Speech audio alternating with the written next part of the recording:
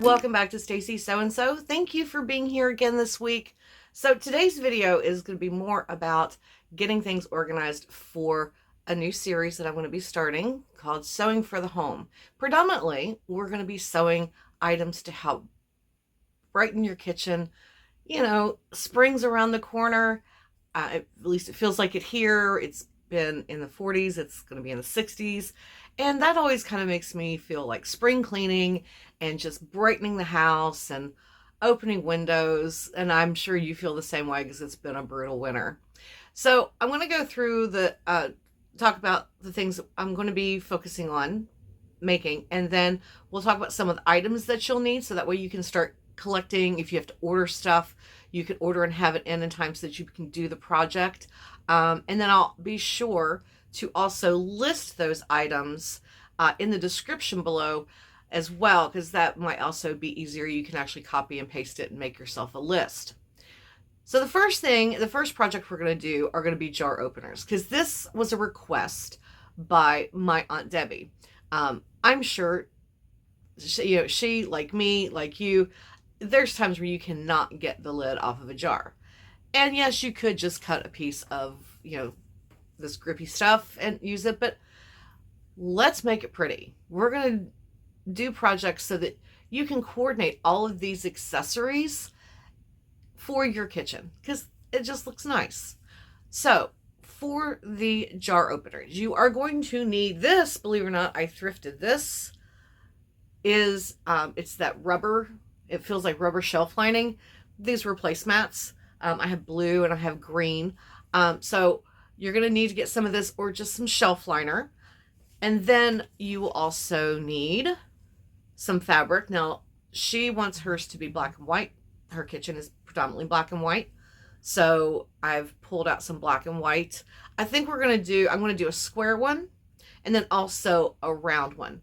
And then I'm thinking, because if you're like me, you throw stuff in a drawer and then when you need it, you're digging and digging and it's frustrating. You can't find it. So I think I'm going to show you how to add a little tab with a snap so that you could hang it. Like you could use a command hook and like put it even inside the cabinet. And that way, you know where it is. It's easier to grab as opposed to digging through a drawer. So that's going to be the first project that we do. That will be next week. And so I have my trusty notebook here. So let's talk about what our second project is going to be. Okay, project number 2, I'm thinking of doing tea towels. And you're like, okay, that's no big deal. It's not, but they're a great way to brighten your kitchen. And we're going to be doing it with fat quarters. You're going to need 2 fat quarters per dish towel. And then any kind of trim or decorative elements that you want to add to your dish towel. And we're going to talk a little bit about doing some hand embroidery on them and just make them a little bit more special. And the fun thing is, I mean, you can go buy fat quarters and buy, say your color scheme is black and white. You could do, a floral on one side, stripe on the other. You can mix it up however you want. So we're definitely going to be doing some tea towels because you can also never have enough of those in the kitchen. Then we are also going to be doing, and this is something you'll need to order. You're going to need to get some heat resistant batting. There's a company, it's a brand called Insulite. You can buy that.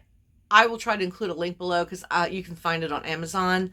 I'm sure you can also find it at any of your local sewing places like Walmart has a sewing section, Hobby Lobby, all of those places. And the reason you're going to need that is because we are going to make matching oven mitts, pot holders, and also this will be great if you like to cook with cast iron the way we do, the little handle covers for the cast iron, because otherwise, when you start cooking and it heats up, you can't touch it. So we're going to be working on those accessories as well to coordinate with everything so you can kind of pull all of these elements together in your kitchen. And then we will have another project I think I'm going to divide this up into 4 weeks. So let's talk about what we're going to do for week 4. So if you're cooking in the kitchen, you need an apron. At least I do, because I'm messy. Now, I've done several aprons. I know you've seen me do the Mary Malari apron a couple times, and I do have a tutorial on how I made that. But I thought what I would do this time, there's a free pattern, and I call it the Everyday Apron. And you can make them in little child size, teen size, like, tween, teen, as well as adult sizes. And it's also very easy to adapt if you want to do extended adult sizes. Say like I wear a large, extra large maybe. But, if I were going to sew one for someone and maybe they want more coverage, so they're a 2X, this is a very easy pattern to adjust. And I will, I'll be sure to include the link for that free pattern as well, so that you can go ahead and have it printed, because it's a PDF. You're going to have to print it and you're going to have to put it together, but it's really easy. So even if you hate doing PDF patterns, I totally understand. It's not everyone's jam, but this one is super, super simple. So we'll also be doing that. And then there is one more project that I thought would be a good idea to have in the kitchen, because these are handy and you can use them, and they're really good if you have like a KitchenAid mixer. My bowl stays on my KitchenAid mixer on the counter, and I have to wash it every time because, dust, crumbs, all of that.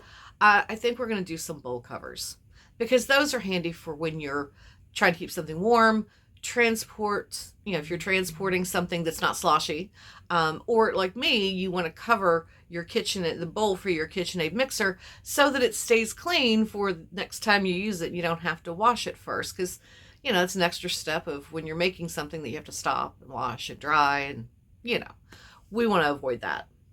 So you'll also need for that project, you're going to need some elastic. For the apron, you're going to need to either make some bias tape, which I have done a tutorial on, and I will include that below if you want to make bias tape. It's very easy to make. I did patchwork, but you don't have to do it patchwork unless you just want to.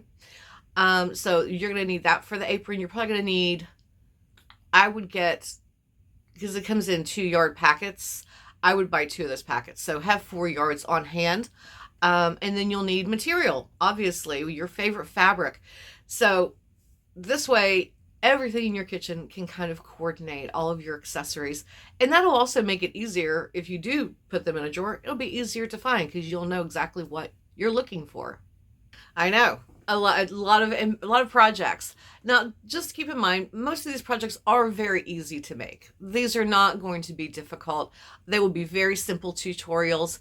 And then you never know, I might throw in another couple of things here and there, because I love having everything in my kitchen just kind of coordinate. And it is easier if I have everything coordinated. Like if I'm looking for something that I put in the drawer, as opposed to hanging up, I know what I'm looking for. So it is nice to have everything just kind of brightened up for spring. Everything coordinates. It makes it easier to find, and it's just more cheerful. We all have to be in the kitchen. We all have to cook. So I figure, some of these accessories, they're going to get used a lot. But, you might as well make them pretty and do something that makes you happy. So that's what we're going to do over the next 3 to 4 weeks heading into spring, because we are about halfway done with February. So spring really is around the corner. So anyway, guys, thank you for being here again this week. Start getting all your stuff together. Like I said, I want to list everything that I talked about in the description below, so that way you can make a little list. It'll be easier for you to follow, or if you have a book where you organize projects, you can get all of that together for each week. So thank you. I will see you next week. We will be doing the jar openers first. So get your stuff together, and I will see you then. So until next week, happy sewing.